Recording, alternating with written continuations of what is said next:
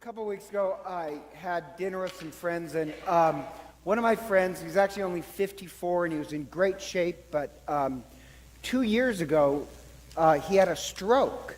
You know, that's actually pretty young for a stroke, but great shape, but really he didn't quite recover from the stroke. So at the dinner, he can walk, but he still has a very stilted walk, and for him to stand a long time, he has to lean against a wall, and he's lost part of his eyesight and it hasn't come back. And the thing that is amazing is that he is still incredibly joyful. He's one of these people who's always been very easygoing, goes with the flow. He's the type of person who you wouldn't want to get behind in traffic, or at least me, because he's so easygoing.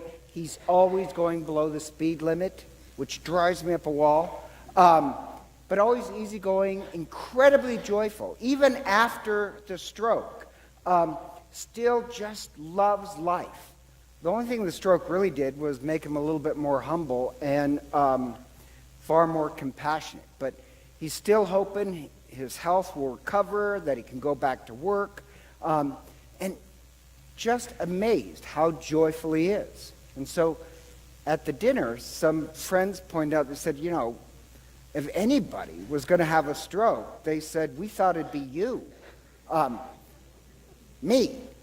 And my first thought was, when I win the lottery, I'm going to buy better friends. My second thought was, actually, they're kind of right, because in case you don't know me, I'm always kind of tightly wound up about everything. I was kind of annoyed, but you can't be annoyed because they're right. So I decided, I'm going to be trying to become more like my friend who's tightly wound. And I decided to say one Hail Mary a day just to become more joyful. And so anyhow, also what's going on is that a month ago I bought a new car. And so my old car I was going to give to this BSU student who works and goes to BSU, doesn't have any money and doesn't have a car, so I was going to give the car to the student, which I've always done. But I lost the title, so a month ago I had to go to the DMV to get a new title, and it didn't come in a whole month. So, I'm busy every day, and I really don't have free time during the day, so I had to drive down to the DMV to check on where's my title, and the woman behind the computer pulls that up and says, oh, we didn't send it. Which actually, and here's the amazing part, usually that would make my blood pressure hit the ceiling, but I was in a great mood, and I was like, oh, don't worry about it, we all make mistakes. And then I was walking away, and I thought, oh my gosh, just one Hail Mary for joy is more effective than the power of the DMV. And the only reason why I really tell this whole story is this Sunday is called Gaudete Sunday. It's the Sunday where we light the pink candle. Technically, I'm supposed to be wearing pink, but I don't have a pink vestment.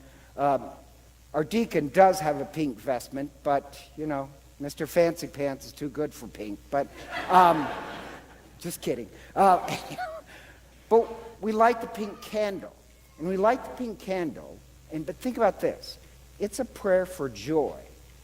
But if your heart is clouded by fear or anger or anxiety or ego, then really, you're just lighting a candle. It's not really a prayer for joy. All those things cloud your heart, and you really can't see Christ coming into the world.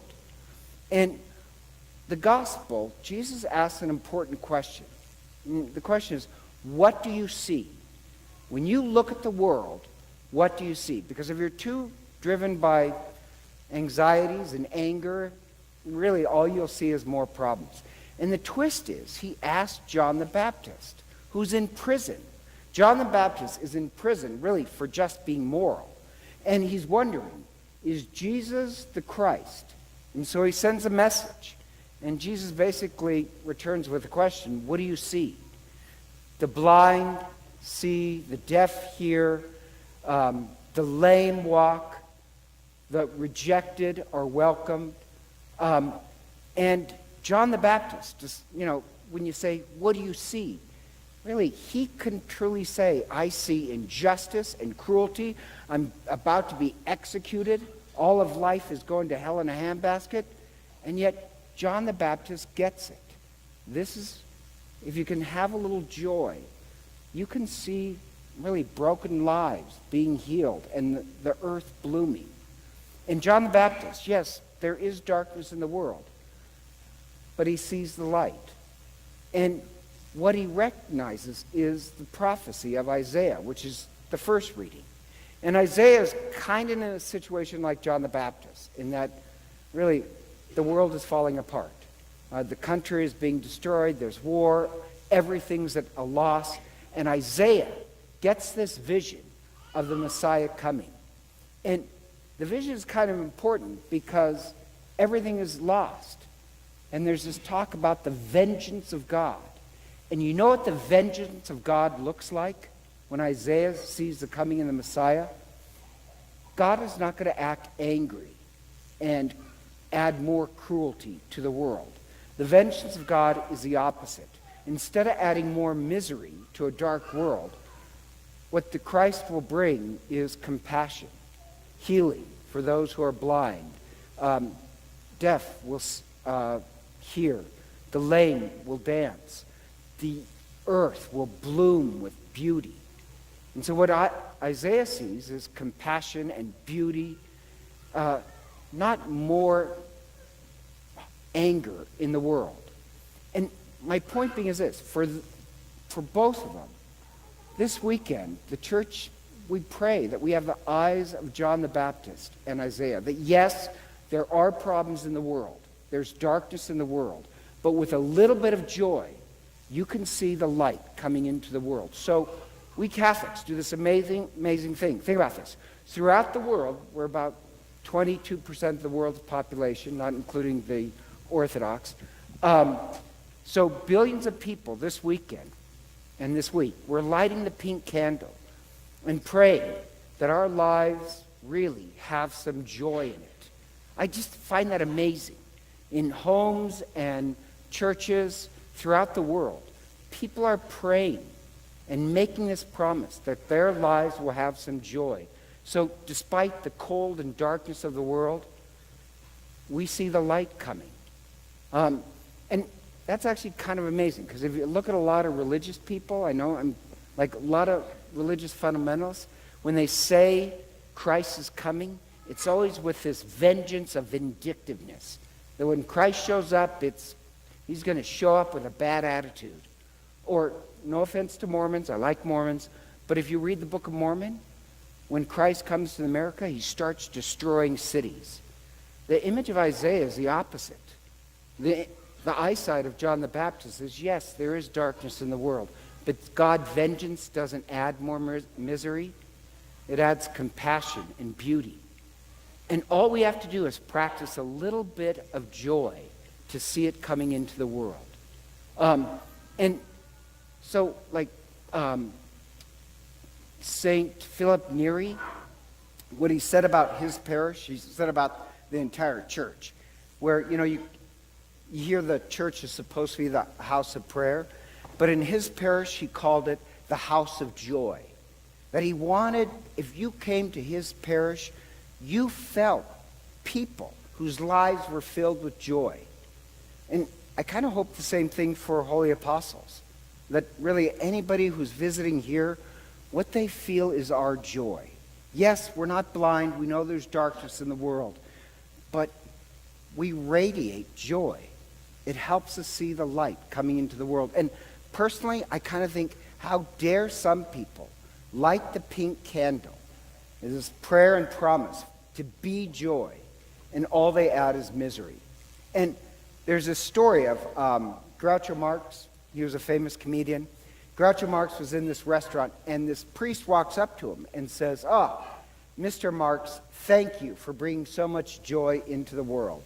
And Groucho Marx says, and Father, thank you for taking so much out of it. If you claim to be religious, really, shouldn't your life radiate some joy? Otherwise, you're just lighting a candle. John the Baptist, Isaiah, they can see the light coming into the world despite the darkness. That should be us. So this week, at your homes, when you light the pink candle, I hope this church and your homes really are a place of joy. So that, yes, like John the Baptist or Isaiah, we can see a lot of darkness in the world, but you can see the light coming into the world. And you know the darkness will always surrender to the light. But not everybody can see the light. As I said, if you're clouded by anxiety or anger or worry or ego, you'll miss the light. So let us light the pink candle and truly welcome the light coming into the world. And so together, let us stand and offer our prayers.